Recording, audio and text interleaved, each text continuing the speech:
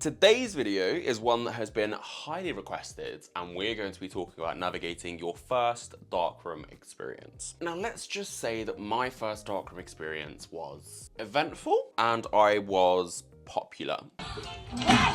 That's right, baby. But firstly, I want to talk to you about what a darkroom actually is, because you may be watching this really keen to try one, and so you have a basic understanding of what they are, or you have no idea what they are, but you're just kind of intrigued. Either way, let's get into it. Darkrooms are often private spaces in queer venues where you can go and be intimate with other queer people. It is a room in clubs that you can have sex in. Darkrooms have evolved from the cruising scene, where you would seek anonymous and discreet public sex. Darkrooms themselves grew to prominence in the 70s due to fear of being arrested or having any other scrutiny. And seeing as nightlife was already our haven and a place for us to express our identities in other ways, adding on a room so we could express ourselves sexually just made sense. And so Darkrooms became a place that we could pursue queer intimacy without fear, or at least with less fear than trying to do so in a park. Not only did we have to be discreet with where we had sex, but also how we found it. Back then, hookup apps didn't exist. Dating apps didn't exist. And being publicly queer could get you arrested. And so what we did, like we have always done, is evolve. However, in today's society, we do have a lot more freedom. We have dating apps, we have hookup apps. For the most part, we can date relatively safely. At least a lot more safe than back in the 70s. So some people tend to question why darkrooms still exist. So let's talk about why we enjoy them. The first possible reason is exhibitionism. This might be my one. In fact, this is absolutely my one. Some of you may already know that I do have a spicy account online. And as I've gotten older, I've learned that I am actually a bit of an exhibitionist. For those of you who don't know, being an exhibitionist or enjoying exhibitionism is the act of liking being watched and almost like putting on a form of performance. You enjoy people watch you have sex or do sexual acts. And so for me, a darkroom is a very good place to do that. Not just because it is still technically a public setting, but you are surrounded by people who are probably in the same mindset. And during my first darkroom experience, I was watched quite a lot. And I really enjoyed it. You then have the flip side, which is voyeurism. Enjoying voyeurism, or being a voyeur, is the act of enjoying watching other people have sex. And so some people, when they're going to darkrooms, they're more than happy to kind of watch what other people are doing. That one's never really been a big one for me personally. Whereas some people very much enjoy watching others have sex. Some even enjoy watching their partner have sex. And again, a darkroom is a great place for that to happen. Another reason is that it can be easy to meet other people. If you are someone who enjoys casual sex, sometimes apps can be a bit frustrating. And so somewhere like a darkroom is where you are in a space where everyone is there basically for the same thing. So whilst of course there's no guarantee of hooking up, it certainly makes it much easier, as you're putting loads of like-minded people all in the same room. Then we have the ability to feel freer from shame and have a confidence boost. For some people, it can be the lower lighting, and so you're feeling less self-conscious about how you look, but it can also be the anonymity of it. Even if you're trying to play into the anonymity on apps, unless you are doing something publicly, you are still more likely to be in one or the other's apartment, which can make it feel more intimate. Which is great if you're looking for that, but if you're looking for something more casual with no strings attached, a darkroom makes a lot of sense. Ironically, however, speaking of a confidence boost and feeling less shame, I really struggle to make the first move, even in a darkroom. I'm someone who generally is very confident, and I know my worth, I know my value, I know what I can contribute, and I absolutely know what I'm good at. But as a gay man, I do still have that little fear of rejection that kind of just means I really struggle to go up to anyone. If you told me to go on a stage and shake my ass, I would not give it a second thought. You asked me to go hit on a guy at a bar that I find attractive, I'd rather the ground swallow me up. And that's my issue and something that I want to work on. But for others, a darkroom is somewhere that can alleviate some of that stress. Some generally just enjoy the thrill of it. Darkrooms are very rarely designed to be nice. They're almost intentionally seedy. The red lighting, not really anywhere to sit, lots of very hot, sweaty bodies. Just the entire environment can be quite a bit of a turn on. And when I say seedy, I don't mean that in a derogative way. It almost plays into the raw animalistic side of it. And so when you pair that with either exhibitionism, voyeurism, a confidence boost, and just being in a freakier environment, the overall thrill of it can be really enticing. Darkrooms can also be a safe space for those who aren't able to host. Maybe they don't live alone, or even live with people who'd be accepting of it. And so this still kind of comes back to why they exist to begin with. They're a safe space. A lot of people can judge darkrooms as being, well, seedy, but in a more derogative way. Some people can look down on them. But no matter the reason for you attending, I still think they have their place in the community. Because whilst I said we are able to more freely date and be with each other now, there is still a lot of fear for a lot of us. And so darkrooms can be a fun, but also safe space to embrace intimacy. And finally, speaking of a confidence boost, the unfortunate thing is that darkrooms can normalize sex and substances. I am not here to judge. I am also not here to say that I am a saint. It's no secret that if you go on a night out and you've been drinking, your inhibitions are lowered. You're more likely to to go and hit on that guy. Even me, even I may be more likely to go hit on that guy. And so it's not just necessarily the anonymity or the lighting that can give you a confidence boost, it's anything that you have consumed that can lower your inhibitions. And the reality is that it's not always just alcohol, which I cannot stop you doing. However, I do have a duty of care to make you aware of the risks involved and how to prepare for them. Gonna go straight back in with the risk of substances and lowered inhibitions, which means you are more likely to do things that you ordinarily wouldn't. You're more likely to take part in riskier behavior. You're less likely to consider your health and your safety, or bluntly, to just do something stupid. So if this is an environment that you want to try, it's important to establish what your red lines are first. And what I mean by that is that if something is an absolute no when you are sober, it needs to remain an absolute no when you're under the influence. Now that is a lot easier said than done. And fundamentally, people are all wired differently. And if you combine that with sex, it can lead to something that is more dangerous: chemsex. This is the intentional mix of substances and sex. Whilst not unique to the queer community, gay and bi men are statistically a lot more likely to take part in it, and it is something that is not safe. Again, I'm not shaming. As a sex educator, I always believe in risk mitigation first, meaning that if you are going to do something, regardless of whether or not you've been made aware of the risks, I believe in providing the information to ensure that you're reducing the risk as much as possible. And chemsex is something that is claiming a lot of queer lives. And when it comes to darkrooms, it is just a fact that there will be substances in there. No matter how strict security is, people will sneak things in. That is just the reality. Whilst people will sneak things in, they're still going to be subtle about it. I've been in darkrooms about 7 or 8 times now, and I have not seen anyone openly taking anything. And the reason I'm telling you that is because I don't want you to be terrified. It's not the case that you're going to walk into a darkroom and everyone is doing something. And you absolutely have the capacity to go in and just enjoy yourself. But I also want you to be aware that that is still likely going to be taking place. So depending on your own relationship with substances and with sex, it's just something I want you to bear in mind. With that in mind, I want to plug 2 incredible organizations that can help if you struggle with this or you know anyone else who does: the Love Tank and Controlling Chemsex. Controlling Chemsex is a UK-based charity that focuses on supporting those who are battling with chemsex. It's completely free of charge, it's confidential, and it is tailored to those who struggle with chemsex. So if you are someone who does battle with this, please consider this organization if you are UK-based. Then we have the Love Tank, which is an incredible organization that focuses on a lot of information that we don't have access to, especially when it comes to harm reduction and risk mitigation. They've even created their own harm reduction guide on navigating substances and sex. Again, not as a way to encourage people to do so, but understanding the reality that we physically cannot stop you from doing it. So if it is something that people are going to take part in regardless, we want to make sure that people know the risks involved and how to reduce them as much as possible. Anyway, that's the darker bits out of the way. Make sure that your belongings are secure. It is going to be a dark space. It's very rare that any of them are pitch black. It's likely going to look more like this. This is probably what you can expect. You can still see my face, you can still make out my facial features, you can see better than if you were on a club dance floor. But it's still more difficult to see than if it was bright fluorescent lighting. So please just make sure you have your belongings secured with you, they're locked away in a cloakroom, and you absolutely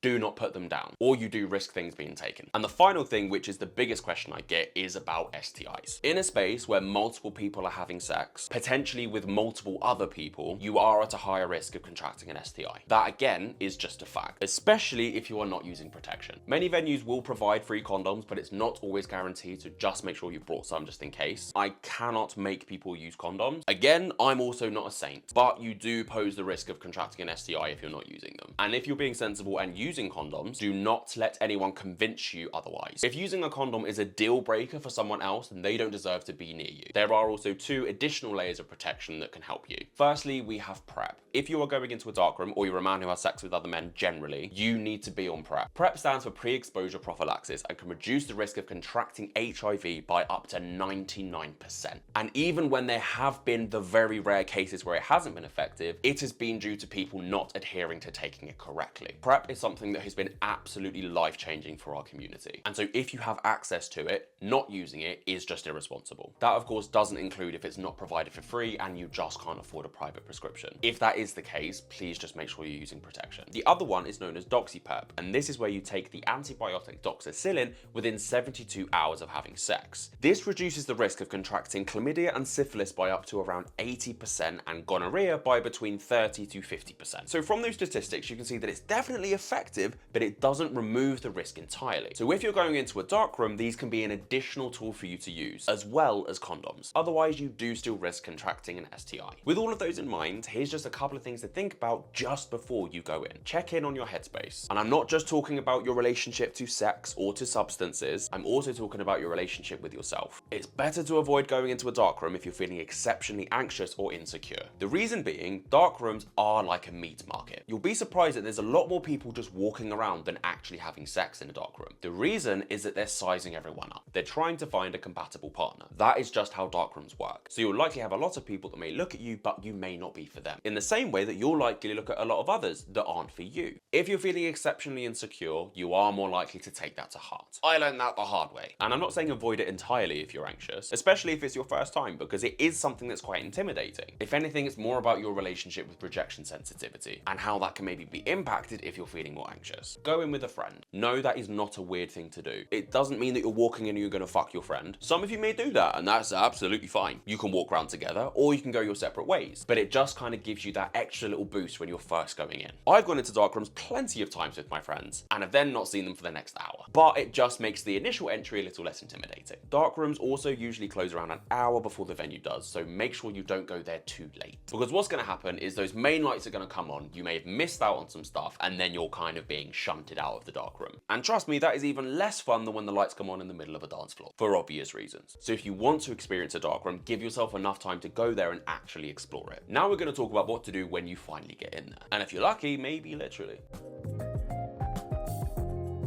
First thing you're going to do is get your bearings. I showed you earlier roughly how dark you can be expecting it to be, and whilst you can still see, it is still a little bit daunting. So not only do you want to familiarize yourself with your surroundings, just so it's less intimidating, but it also means that if you start to feel uncomfortable or something unfortunate happens, you know exactly where to go to leave. So just have a little wander around with no expectations and figure out the layout. Once you're a bit more comfortable, then you can go to town. And just as a reminder, this is the kind of lighting you should be expecting. Of course, it can vary from darkroom to darkroom, but it's not as intimidating as some people think. Unless you go to some in Germany where it is literally pitch black, which is my worst nightmare. A lot of the action itself is usually happening on the sides of the room, so people are able to still navigate and potentially find a partner. There is usually benches and things on the sides as well. Just maybe be mindful about being on those because you're not going to be able to see what is on them. But darkrooms are quite often a lot more for side stuff, usually for logistics more than anything else. We know what I'm talking about. If you have gone to a club unprepared and you're not someone that can bottom on a whim, darkrooms could be a great place to do other stuff, so don't feel pressure to do anything you're not comfortable with. Speaking of not doing things you're uncomfortable with, let's talk about consent. It does not matter what space you are in, consent always needs to be enthusiastically obtained. It doesn't matter if you're walking down the street fully clothed or you are butt naked in a darkroom, neither are automatic consent for anyone to do whatever they want, period. Thankfully, I've only ever had positive experiences in darkrooms. In fact, I've actually been touched inappropriately more in the middle of a club dance floor than I have a darkroom. The reason being is that people that go into these spaces are usually aware of the etiquette. However, there are also going to be people who have had very negative experiences, which, like in any space, is a risk, but not at all one that you are responsible for. So if at any point anyone does anything that you're not consenting to or that you feel uncomfortable with,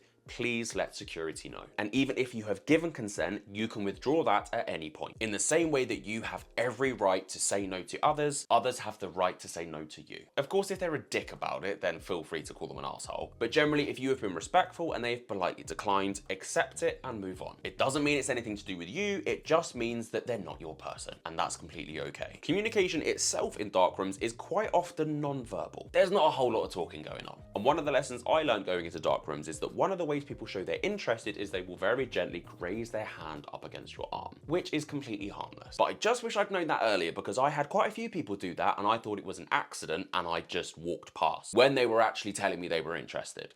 Oops! And finally, a couple of quick practical tips. Please stay hydrated, especially if you've been drinking or doing anything else, because your body needs water, and if you're in a space that is incredibly hot and sweaty, as well as maybe putting in some cardio, you do risk getting dehydrated. On top of that, please take breaks. You are human, you are not a robot, and if you just keep going, your battery will run out. Whereas if you take intermittent breaks, get some fresh air, have some water, you're more likely to be able to carry on for longer, or realize that actually you've had enough and you're ready to leave. Now let's talk about what to do in the aftermath of a darkroom.